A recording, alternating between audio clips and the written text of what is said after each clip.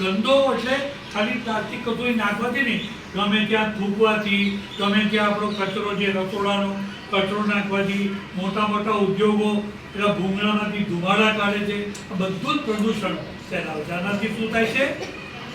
પ્રદૂષણ એટલે શું ખબર? પ્રદૂષણ એટલે પ્રદૂષણ એટલે વાતાવરણ. ને વાતાવરણ એટલે શું? વાતાવરણમાં શું શું હોય છે? હવા, પાણી, જમીન, આ બધી વસ્તુઓ એક આપણું વાતાવરણ બનાવે છે.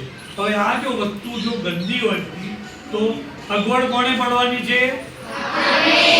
બરાબર છે. એટલે એને સાફ કરવાની જવાબદારી કોની? ગંદુ કરવાની જવાબદારી કોની? કોઈની. કોઈ ગંદકી કરવાની જ નથી. જે દેખાય જાતે તો નહીં કરવાની, પણ કોઈ કરતું હોય તો એને પ્રેમથી ટકોર કરવાનો. આપણે પ્રેમથી ટકોર કેમ કહીએ છીએ? કારણ કે તમે કોઈને કહો ફલાણાને એ કચરો ત્યાં ના નહીં તો શું થાય?